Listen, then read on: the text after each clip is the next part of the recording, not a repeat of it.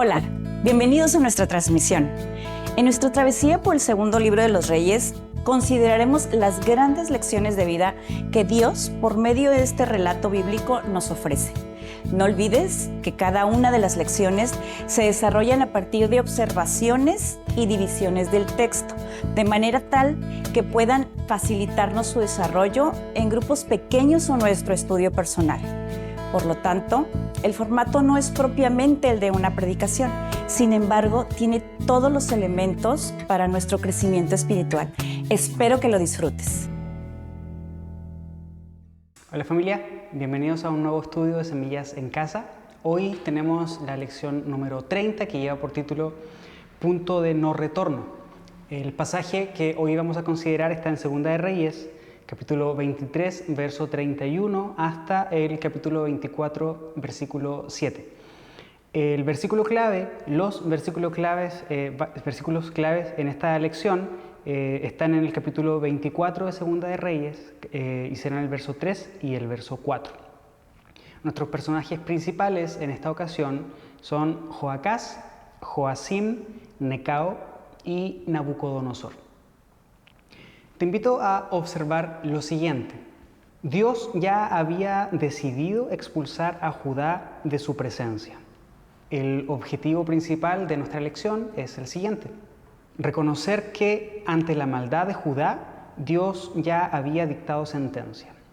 El punto de no retorno es un concepto que se utiliza para indicar o hacer referencia a un umbral crítico, que puede ser, por ejemplo, un momento en particular o ciertas condiciones en particular que cuando se alcanzan o se atraviesan es imposible revertir la situación. Tal vez para ti sea un poco más familiar, por ejemplo, el hablar del punto de no retorno en cuanto a la crisis ambiental del planeta, por ejemplo. Mucho se ha dicho de que si se alcanza un cierto nivel en cuanto a todas las modificaciones que se hacen en el planeta, va a llegar un punto en el que cualquier intento por revertir esa realidad va a ser imposible. Bueno, ese punto es el que se conoce como el punto de no retorno. Bueno, a través de la palabra de Dios vemos en muchas ocasiones que diferentes hombres han alcanzado este punto de no retorno en cuanto a su relación con el Señor. Por mencionar uno, y a partir de él creo que se derivarán todos los demás. Saúl, el rey Saúl. El rey Saúl encontró, o más bien llegó a un punto que es un punto que marcó su vida en cuanto a su separación con el Señor, su alejamiento de Él. Ese es el punto de no retorno. Regresar luego de eso fue prácticamente imposible. Y digo derivado de Él porque creo que en el estudio que hemos ido desarrollando de tanto Primera de Reyes como Segunda de Reyes, y creo más específico en Segunda de Reyes, ya abordando toda la secuencia, ¿no?, de reyes tanto en Judá como en Israel, hemos visto que la mayoría de ellos fueron malos reyes y cada uno de ellos en su propia vida tuvo su propio punto de no retorno, en el cual por hacer mal las cosas frente al Señor, no ser un buen hijo, no ser un buen rey ante Dios, con el paso del tiempo el resultado fue cada vez una separación mayor, hasta que se llega a este punto, como te menciono, es el punto en el que ya recuperar las cosas que se han perdido resultan imposibles. En la lección de hoy veremos ahora cómo Judá como nación alcanzó a este punto de no retorno en cuanto a su comunión con el Señor. Ya no estamos hablando de hombres, mujeres en particular, sino que ahora vamos a considerar a Judá como nación, como el pueblo de Dios y cómo ellos llegaron a este punto. Y a partir de esto entenderemos entonces que, bueno, dependerá de nuestras decisiones el no separarnos del Señor. La lección de hoy la vamos a dividir en 4 puntos principales. Y estos 4 puntos principales son en general los componentes que llevaron a Judá a este punto de no retorno. Los 3 primeros puntos son los elementos particulares que se expresaron en Judá, o más bien que Judá expresó, y el cuarto es la consecuencia de estos tres primeros puntos. Creo que es muy interesante observar el pasaje que hoy nos toca desde esta perspectiva. En los dos reyes que vamos a ver hoy, creo que podemos encontrar este resumen de lo que pasó en el reino del sur, en Judá, en cuanto a su separación de Dios y al estado al que llegará en la próxima lección, el cual analizaremos en su momento. En cuanto al punto de no retorno, ¿cuáles son los pasos que siguió Judá para llegar a ese punto? Y quisiera ilustrarlo de esta manera. Los pasos que siguió Judá, por supuesto, no para que nosotros los repliquemos, sino más bien para que nosotros conscientemente identifiquemos y más bien tomemos un camino totalmente contrario. El primer paso que tomó Judá para llegar a este punto de no retorno es que siguieron su propio corazón. Vamos al capítulo 23 del segundo libro de Reyes y vamos a leer los versos 31 al 33. Joacás tenía 23 años cuando subió al trono y reinó en Jerusalén 3 meses. Su madre se llamaba Amutal y era hija de Jeremías, de Libna. Joacás hizo lo malo a los ojos del Señor, igual que sus antepasados. El faraón Necao metió a Joacás en la cárcel de Ribla, en la tierra de Hamat, para impedir que gobernara en Jerusalén. También exigió que Judá pagara un tributo de 3.400 kilos de plata y 34 kilos de oro. Estamos viendo en este momento el reinado de Joacás, hijo de Josías. Antes de entrar a los versos que describen a Joacás, quisiera que tomáramos el último verso con el que terminamos la semana pasada, que es el verso 30. Este verso 30 nos da contexto para poder entender estos versículos que acabamos de leer. El verso 30 dice lo siguiente: los funcionarios de Josías llevaron su cuerpo en un carro de guerra desde Megiddo hasta Jerusalén y lo enterraron en su tumba. Entonces la gente de la nación ungió a Joacás, hijo de Josías, y lo proclamó el siguiente rey. En este versículo 30, observamos que fue el pueblo de Judá quien decidió quién sería el próximo rey luego de la muerte del gran rey Josías. En Primera de Crónicas, capítulo 3, versículo 15, se mencionan los descendientes de Josías. Y en este pasaje de Primera de Crónicas 3:15 podemos ver que Joacás no era el siguiente en la línea de herederos, porque él no era el mayor. El mayor era Joanán, por lo tanto a él le correspondía continuar con el reinado.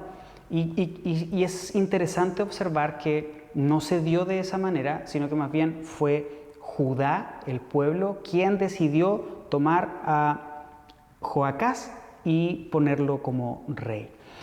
Reinó únicamente por 3 meses y luego de estos 3 meses murió.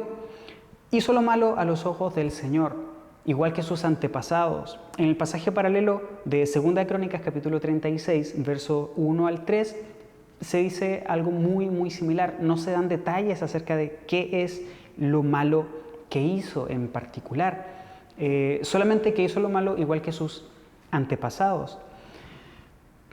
Otra perspectiva que tenemos acá, o más bien una información complementaria del pasaje que hoy estamos leyendo, es lo que ofrece el profeta Jeremías.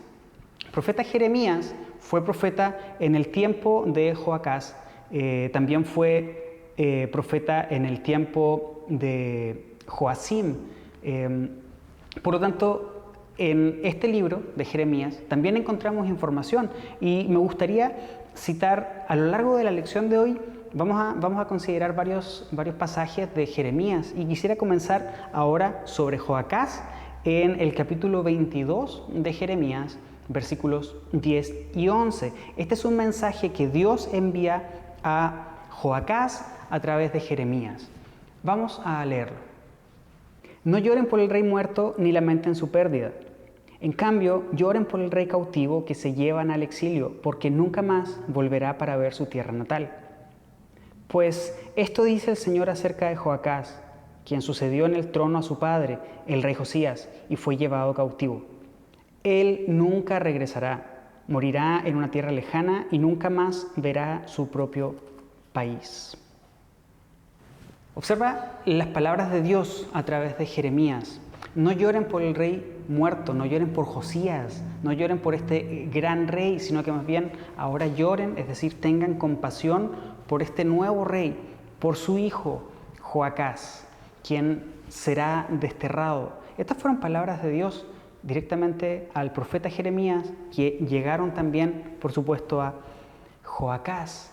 Es interesante considerar que estas palabras no tuvieron ningún eco en Joacás.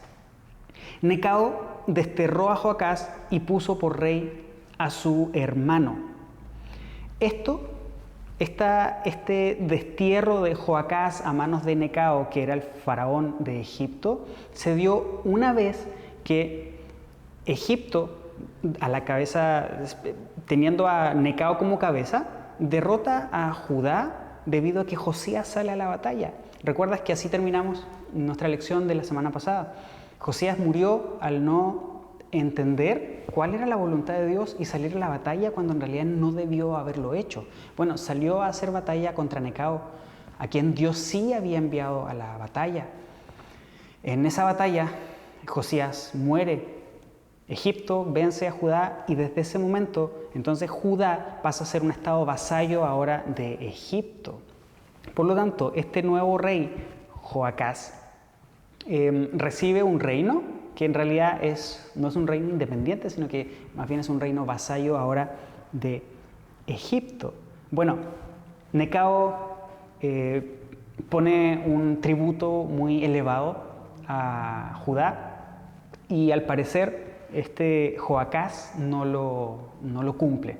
Por lo tanto, Necao destierra a Joacás, lo quita del trono para que no continúe reinando y pone en su lugar a su hermano. Esto es lo que se nos menciona acerca de Joacás.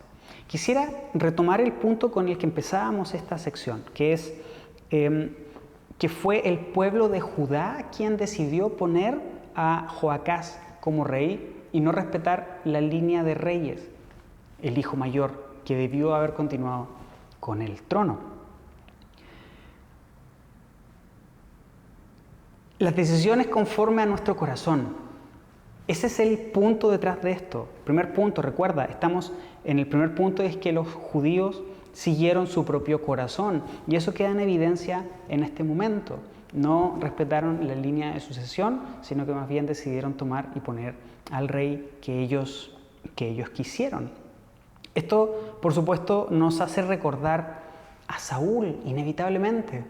¿Recuerdas cuando el pueblo de Israel quiso también tener una monarquía?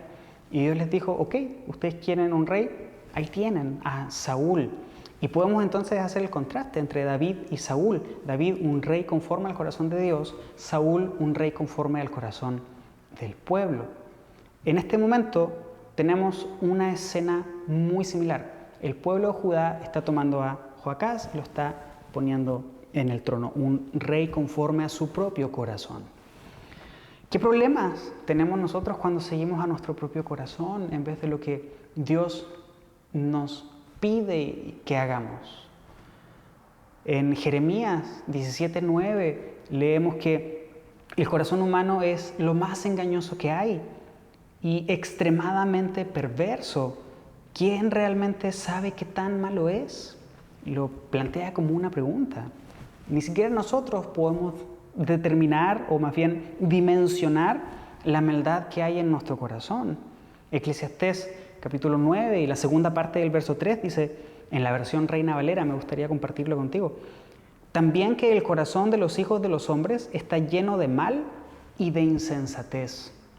Por último, en palabras de nuestro Señor Jesucristo, en Mateo capítulo 15, verso 19, del corazón salen los malos pensamientos, el asesinato, el adulterio, toda inmoralidad sexual, el robo, la mentira y la calumnia. ¿Qué de bueno hay en seguir nuestro corazón? La respuesta es nada. Nuestro corazón es engañoso, nuestro corazón es perverso. No podemos dimensionar la maldad que hay en nuestro corazón. Esto es lo que está haciendo Judá en este momento. Están poniendo a un rey conforme a su corazón y este rey es un mal rey. Por lo tanto, lo que podemos entender de esto es que este rey que hizo lo malo a los ojos del Señor, en realidad es simplemente el reflejo del corazón del pueblo. ¿Qué de bueno tiene seguir el corazón? ¿Cuántas veces tú y yo nos hemos equivocado por seguir nuestro corazón? De hecho, creo que cada vez que seguimos nuestro corazón terminamos en errores y dependiendo de las decisiones que estemos tomando, los errores pueden ser muy trascendentales. Por lo tanto, este primer paso, seguir su propio corazón, es uno de los pasos más importantes para llegar a este punto de no retorno. Por supuesto, estamos leyendo ahora y hemos leído también a lo largo de todo el libro de Reyes que esta fue la tónica, no solamente de Judá, sino que también de Israel. Siguieron su propio corazón. El segundo paso para llegar a este punto de no retorno es que se sometieron voluntariamente al pecado. Capítulo 23 de Segunda de Reyes, versos 34 al 36, dice lo siguiente. Luego el faraón Necao puso en el trono a Eliakim, otro de los hijos de Josías, para que reinara en lugar de su padre, y le cambió el nombre a Joacim. Joacás fue llevado a Egipto como prisionero y allí murió. Para obtener la plata y el oro que el faraón Necao exigía como tributo, Joacim recaudaba un impuesto de los habitantes de Judá, para el cual les pedía que pagaran en proporción a sus riquezas. Joacim tenía 25 años cuando subió al trono y reinó en Jerusalén 11 años. Su madre se llamaba Zebuda y era hija de Pedaías de Ruma. Él hizo lo malo a los ojos del Señor, igual que sus antepasados. Como segundo paso, entonces, los judíos se sometieron voluntariamente al pecado. En este momento estamos viendo cómo Joacim, este rey puesto ahora por Necao, se somete voluntariamente al dominio egipcio. Como te digo, Joacim fue puesto por Necao, reinó 11 años, tuvo un reino mucho más prolongado que su hermano. Hizo lo malo a los ojos del Señor. Fue un rey títere de Necao. Necao lo puso ahí para que simplemente cumpliera sus deseos y actuara según lo que él quisiera. Pero también fue un rey avaro, fue un rey deshonesto y fue un rey opresor con el pueblo. En Segunda de Reyes no se nos menciona esto, en el pasaje paralelo en Segunda de Crónicas tampoco, pero el profeta Jeremías sí nos da luz respecto de este tema. Quisiera invitarte a leer Jeremías capítulo 22, versículos 13 en adelante. Y el Señor dice: ¿qué aflicción le espera a Joacim, que edifica su palacio con trabajo forzado? Construye las paredes a base de injusticia, porque obliga a sus vecinos a trabajar y no les paga por su trabajo. Dice: construiré un palacio magnífico con habitaciones enormes y muchas ventanas. Lo revestiré con cedro fragante y lo pintaré de un rojo agradable. Pero un hermoso palacio de cedro no hace a un gran rey. Josías, tu padre, también tenía mucha comida y bebida, pero él era justo y recto en todo lo que hacía. Por esa razón, Dios lo bendijo. Hizo justicia al pobre y al necesitado y los ayudó, y le fue bien en todo. ¿No es eso lo que significa conocerme?, dice el Señor. Pero tú solo tienes ojos para la avaricia y la deshonestidad. Asesinas al inocente, oprimes al pobre y reinas sin piedad. Como observamos en este relato de Jeremías, este Joacim fue un rey opresor, fue un rey deshonesto. No pierdas de vista que es un rey vasallo de Egipto y que está pagando un tributo elevadísimo a Egipto. Entonces, está sometiendo al pueblo obteniendo dinero según la riqueza de cada uno de los judíos, y este dinero dándoselo a Necao, pero al mismo tiempo él está construyendo su palacio. Entonces, él no tiene reparo en extorsionar a la gente de su país para obtener el dinero, pagar la deuda que tiene que ir pagando, pero al mismo tiempo obtener ganancias a partir de esa extorsión para él mismo hacerse rico y vivir cómodamente. Creo que desde esta perspectiva es un rey muy malvado. El pueblo judío ya está siendo oprimido por Egipto, y además el rey en turno, Joacim, está también oprimiendo él mismo al pueblo, y lo acabamos de leer en estos versos. Pero este pasaje de Jeremías 22 no termina ahí, sino que continúa ahora con la advertencia que Dios tiene para Joacim, y vamos a leerlo. Por lo tanto, esto dice el Señor acerca de Joacim, hijo del rey Josías: el pueblo no llorará por él, lamentándose entre sí: ¡ay, mi hermano! ¡Ay, mi hermana! Sus súbditos no llorarán por él, lamentando: ¡ay, nuestro amo ha muerto! ¡Ay, su esplendor se ha ido! Será enterrado como un burro muerto, arrastrado fuera de Jerusalén y arrojado fuera de las puertas. Llora por tus aliados en el Líbano, grita por ellos en Basán, búscalos en las regiones al oriente del río. Mira, todos han sido destruidos, no quedó nadie para ayudarte. Te lo advertí cuando eras próspero, pero respondiste: no me fastidies. Ha sido así desde tu niñez, nunca me obedeces, y ahora a tus aliados se los llevará el viento. Todos tus amigos serán llevados cautivos. Seguramente para entonces verás tu maldad y te avergonzarás. Puede que sea lindo vivir en un palacio magnífico, recubierto con madera de cedros del Líbano, pero pronto gemirás con punzadas de angustia, angustia como la de una mujer con dolores de parto. Joacim se sometió voluntariamente al dominio egipcio, se sometió voluntariamente a Necao. En un sentido espiritual, Judá se sometió voluntariamente al pecado. ¿Recuerdas la interacción entre Dios y Caín en Génesis 4, cuando Caín le presenta una ofrenda al Señor y Dios no la acepta? En el versículo 7 Dios le dice lo siguiente: serás aceptado si haces lo correcto, pero si te niegas a hacer lo correcto, entonces ten cuidado.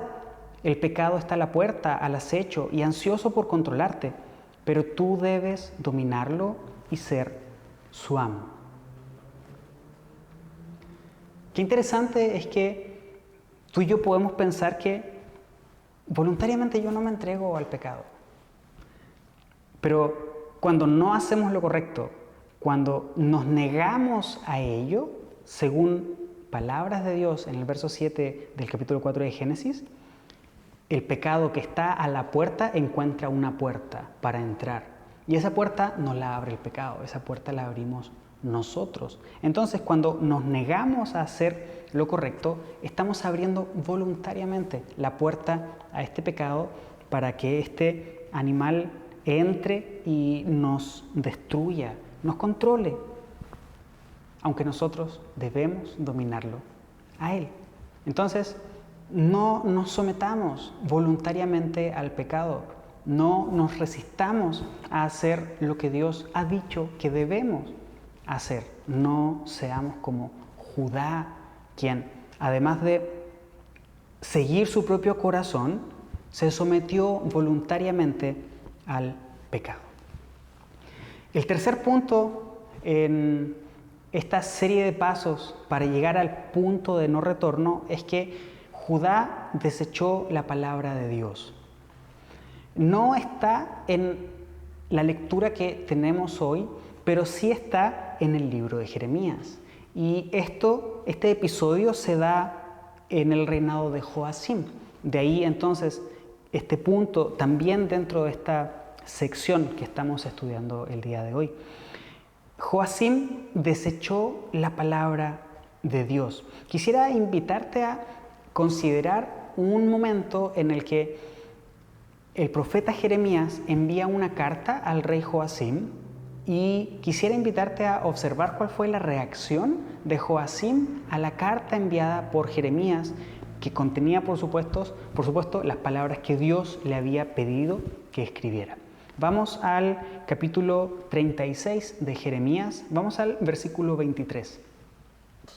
Cada vez que Jehudí terminaba de leer 3 o 4 columnas, el rey tomaba un cuchillo y cortaba esa sección del rollo. Luego lo lanzaba al fuego, sección por sección, hasta que quemó todo el rollo.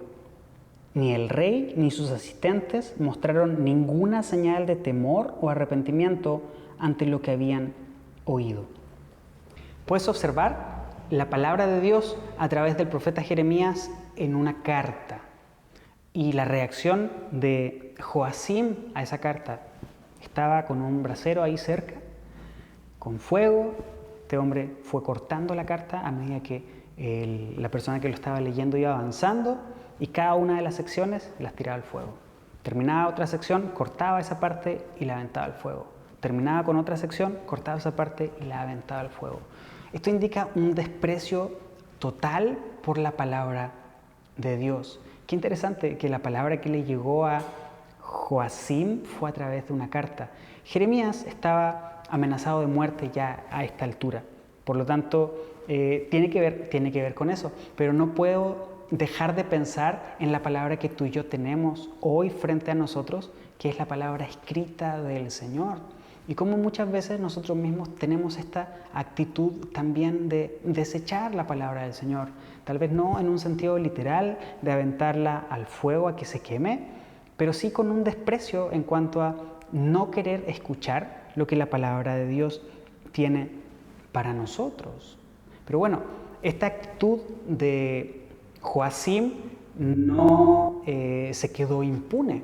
Dios responde a esta actitud, y la respuesta la encontramos en los versos 29 al 31 de Jeremías 36, y dice así: Luego dile al rey: esto dice el Señor, tú quemaste el rollo porque allí dice que el rey de Babilonia destruiría esta tierra y la dejaría vacía de gente y de animales. Ahora, esto dice el Señor acerca del rey Joacim de Judá: el rey no tendrá herederos que se sienten en el trono de David. Su cadáver será echado a la intemperie y permanecerá sin enterrar, expuesto al calor del día y a las heladas de la noche. Lo castigaré a él, a su familia y a sus ayudantes por sus pecados. Derramaré sobre ellos y sobre la gente de Jerusalén y de Judá todas las calamidades que prometí, porque no hicieron caso a mis advertencias. Además de esta actitud de desechar literalmente la palabra del Señor, en Jeremías 26, versos 20 al 23, vemos un episodio en el que el rey Joacim mata al profeta Urías. Entonces, no solamente la palabra de Dios la que se desecha, sino que también los profetas enviados por el Señor son asesinados por mano de Joacim. Desecharon la palabra de Dios completamente. Si desechamos a Dios, Él nos desechará a nosotros. Pablo en Romanos capítulo 1, versículo 28 menciona esto. Me gustaría que lo leyéramos. Por pensar que era una tontería reconocer a Dios, Él los abandonó a sus tontos razonamientos y dejó que hicieran cosas que jamás deberían hacerse. Cuando desechamos la palabra de Dios, estamos desechando al mismo Dios. Es como si tú y yo le dijéramos: no me interesa lo que tienes que decirme, por lo tanto, tampoco me interesas tú. Esa fue la actitud que tomó Judá, esa es la actitud que tomó Joacim. Esta fue una actitud que los llevó al punto de no retorno. Y esto creo que nos hace recordar el punto totalmente contrario que se nos menciona, por ejemplo, en el Salmo 119, verso 97, al rey David diciendo: oh, cuánto amo tus enseñanzas, pienso en ellas todo el día. Estamos amando la palabra del Señor, estamos pensando en ellas todo el día, estamos meditando, estamos viviendo en la palabra del Señor o la estamos desechando. Los judíos desecharon la palabra del Señor y estos mismos pasos que llevaron a Judá al punto de no retorno son los mismos pasos que llevaron a Israel al punto de no retorno. Siguieron su propio corazón, levantaron ídolos en todas partes, se sometieron voluntariamente a ellos, se entregaron literalmente a estos ídolos, se entregaron al pecado voluntariamente y desecharon completamente la palabra del Señor. El resultado de esto es la destrucción. Y ese es nuestro cuarto punto. Si nuestro primer punto es que Judá siguió su corazón, en segundo lugar, que se sometieron voluntariamente al pecado, en tercer lugar, desecharon la palabra del Señor, el resultado de esto, que es nuestro cuarto punto, es la destrucción. Babilonia venció a Asiria en el año 612 a.C. y luego a Egipto en el 605. Asiria es un imperio que ya hemos venido considerando a lo largo de nuestro estudio de Reyes. Asiria fue quien llevó deportado a Israel. Lo vimos en el capítulo 17 de nuestro estudio de Segunda de Reyes. Este imperio babilonio se levanta y somete ahora a Siria, 612 a.C., pero no solamente a los asirios, sino que también a los egipcios en el año 605.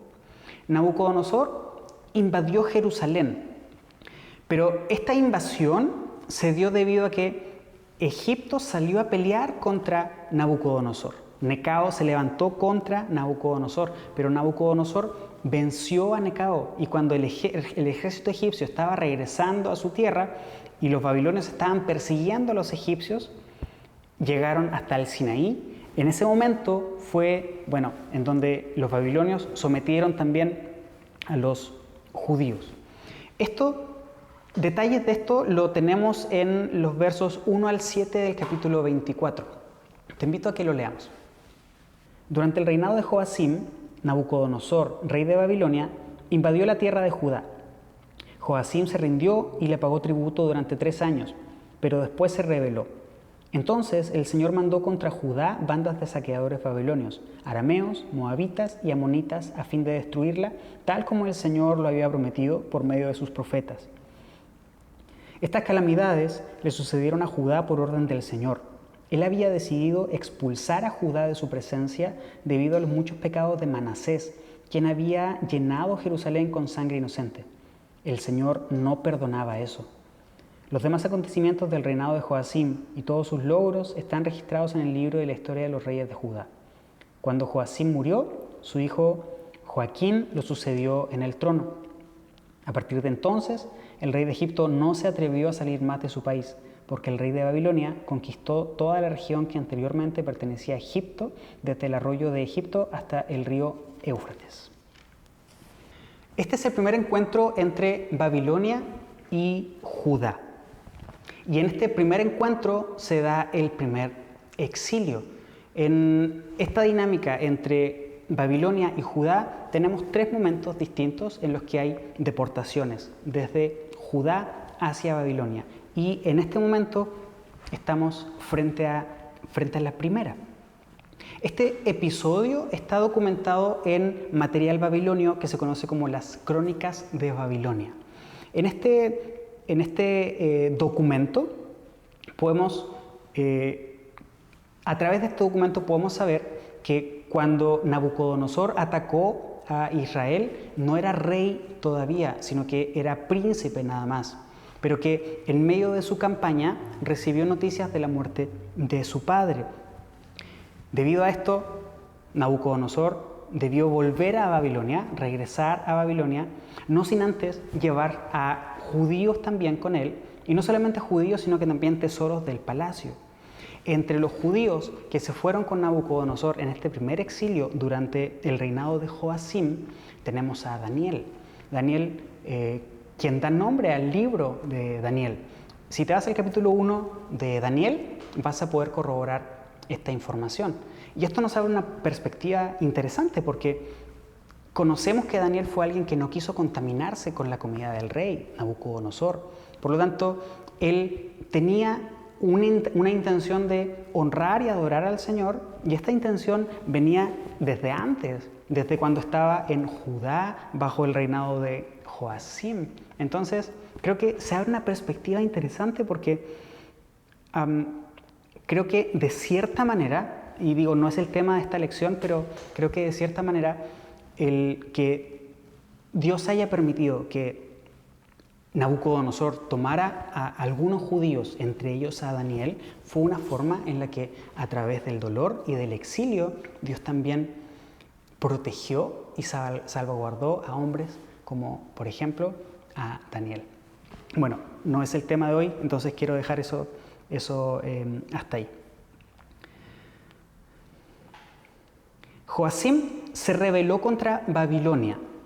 Esto es lo que leemos en nuestro pasaje. ¿Por qué se rebeló contra Babilonia? Bueno, como te digo, Nabucodonosor debió volver a Babilonia debido a la muerte de su padre para ahora él asumir el reinado.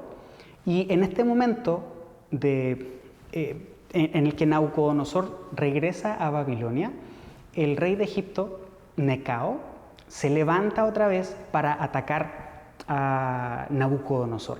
Y tiene una pequeña victoria en su campaña. Entonces, Joacim se motivó a través de esa pequeña victoria de Necao. Esto no lo encontramos en la palabra de Dios, pero sí lo encontramos en este material extrabíblico. Y creo que nos ayuda a poder entender qué es lo que está sucediendo en este momento. Entonces, como te digo, Necao tuvo una pequeña victoria en esta campaña, en este contraataque a los babilonios.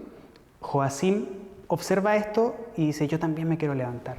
Entonces, Joacim se levanta también contra el emperador, contra el rey Nabucodonosor. Pero sucede algo interesante y es que Dios envía tropas de saqueadores. Estas tropas de saqueadores probablemente sean parte del mismo ejército babilonio que estaban presentes en el lugar y que fueron quienes atacaron a Judá. Independiente de dónde hayan provenido estos grupos de saqueadores, claramente se nos dice en el relato bíblico de que Dios permitió esta situación, que todo esto fue orquestado por el Señor. Dios fue quien envió estas tropas de saqueadores. Algo importante respecto de la lección que tenemos hoy es lo que se nos dice en los versos 3 y 4 del capítulo 24 de Reyes. Estas calamidades sucedieron a Judá por orden del Señor. Él había decidido expulsar a Judá debido a los muchos pecados de Manasés. Manasés es el rey que consideramos la semana pasada. No profundizamos mucho en él, pero sí es importante observarlo ahora y traerlo nuevamente a colación debido a esto. ¿Por qué? Porque fue con Manasés que Judá alcanzó este punto de inflexión. De Manasés hacia adelante no había posibilidad de que Dios perdonara a Judá. ¿Y por qué no? Termina el verso 4 diciendo, quien había llenado a Jerusalén con sangre inocente, y el Señor no perdonaba eso. Esta referencia que se hace de Manasés, quien llenó a Jerusalén de sangre inocente, indica que él persiguió a los hombres temerosos de Dios. Por supuesto, no todo Judá estaba corrompido. Hace un momento te comentaba, cuando Nabucodonosor llegó al primer grupo exiliado, entre ellos iba también Daniel, quien decidió guardarse para Dios. Por lo tanto, esta referencia de que Manasés llenó a Jerusalén de sangre inocente significa que él como rey persiguió para asesinar, por supuesto, a todos aquellos que fueran temerosos de Dios. Y el verso 4 termina diciendo, el Señor no perdonaba eso. Dios ya había decretado juicio sobre Judá y no había quien pudiera interceder ante Dios por Judá. En Jeremías lo leemos en muchas ocasiones. Dios le dice a Jeremías, ya no sigas intercediendo por Judá porque lo voy a castigar. Ya no sigas orando por ellos. De hecho, sería muy provechoso para entender lo que está pasando en Judá que te tomes un tiempo para leer los primeros capítulos del libro de Jeremías. Cuando digo los primeros capítulos me refiero al primer tercio del libro. Nos da mucha luz respecto a lo que se estaba viviendo en Judá y las repetidas ocasiones, como te digo, en las que Dios le dijo a Jeremías, no sigas insistiendo.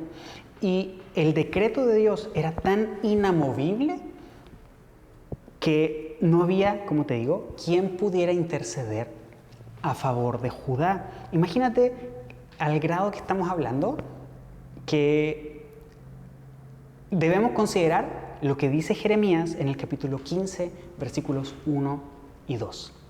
Luego el Señor me dijo, aun si Moisés y Samuel se presentaran delante de mí para rogarme por este pueblo, no lo ayudaría. Fuera con ellos, quítenlos de mi vista. Y si te dijeran, ¿pero a dónde podemos ir? Diles, esto dice el Señor, los que están destinados a la muerte, los destinados a la guerra, los destinados al hambre, los destinados al cautiverio. Este decreto de Dios, de juicio sobre Judá, era algo inamovible. Y cuando digo inamovible, no me refiero a que Dios pueda ser alguien a quien se pueda convencer de cambiar sus planes, pero debemos contrastar esta historia, ya que se está incluyendo a Moisés y que ni siquiera él podría interceder por el pueblo. Debemos contrastarla con el paso de Israel por el desierto, cuando Dios quiere destruir a Israel y es Moisés quien se interpone a favor de Israel. Y Dios escucha a Moisés y no destruye a Israel. En este momento, Dios está diciendo, ni siquiera Moisés. En otras palabras, lo que hice en el desierto no lo volveré a hacer ahora. Mi juicio caerá sobre sobre Judá. Dios decretó el juicio entonces. Desechar a Dios es abrir paso a la destrucción. La terquedad y el orgullo nos hacen acumular castigo. Judá fue terco, Judá fue orgulloso y esto no hace más que acumular el castigo. Romanos capítulo 2, versículos 5 y 6 dicen esto. Vamos a leerlo. Pero eres terco y te niegas a arrepentirte y a abandonar tu pecado. Por eso vas acumulando un castigo terrible para ti mismo, pues se acerca el día de la ira, en el cual se manifestará el justo juicio de Dios. Él juzgará a cada uno según lo que haya hecho. Mientras más tercos somos tú y yo, mientras más orgullosos somos tú y yo, lo único que hacemos es acumular castigo de Dios para nosotros. Y en este punto, en el resultado de llegar al punto de no retorno, creo que tú y yo debemos tener mucho cuidado con nuestras actitudes. Creo que es muy común y a veces hasta lo presentamos como algo divertido, ¿sabes? Es que yo soy así. Yo prefiero pedir perdón que pedir permiso. Yo voy, hago y después de eso, bueno, si hice algo mal, bueno, tal vez pido perdón, pero así soy. Tengamos mucho cuidado con ese tipo de actitudes frente al Señor, porque ese tipo de actitudes lo único que denota es y deja ver terquedad y orgullo en el corazón. Y como lo acabamos de leer, el orgullo en el corazón lo único que hace es acumular castigo para nosotros. Por lo tanto, observemos este tipo de características desde la perspectiva de Dios. No seamos orgullosos. No sigamos nuestro corazón, no nos sometamos voluntariamente al pecado, no desechemos la palabra del Señor. De esta manera nos libraremos de la destrucción y del juicio de Dios sobre nosotros. Qué interesante es que en este punto, con Joacás y con Joacim, Judá ya está en el punto de no retorno. Pero en ellos, sobre todo en Joacim, se puede observar todos estos elementos que fueron desarrollándose en Judá a lo largo de su reinado, a lo largo de la duración de ellos como nación. Si bien es cierto el punto de no retorno se llegó con Manasés, así lo dice esta sección del capítulo 24, el camino para llegar al punto de no retorno, creo yo que se inició desde los días de Salomón, desde la última parte del reinado de Salomón, cuando, ya pasamos por ahí y ya lo consideramos en su momento, vimos los resultados, vimos después a su hijo y el quiebre del reino, vimos después todo el tránsito que siguió Israel, vimos también y estamos viendo ya casi el final del tránsito de Judá y estamos observando estos mismos elementos. No confiemos en nuestro corazón, confiemos en el Señor. No permitamos que el pecado nos controle a nosotros, sino que nosotros, al someternos a Dios, podamos controlar el pecado y no desechemos la palabra de Dios, sino que amémosla, vivamos en ella, abracémosla, permitamos que Dios nos transforme a la imagen de Jesús a través de su palabra y de esa forma entonces nos estaremos cuidando tú y yo para no llegar a este punto de no retorno del cual no podremos regresar. Que Dios te bendiga. Nos vemos la próxima lección, ya la última de nuestro estudio de Reyes. Hasta entonces. Gracias por habernos acompañado. Que Dios te dé sabiduría y revelación de su palabra, así como la disposición para ponerla en práctica. Esperemos que disfrutes de esta lección al retroalimentarla con tus compañeros del grupo en casa al que pertenezcas. Nos vemos en la próxima lección. Hasta entonces.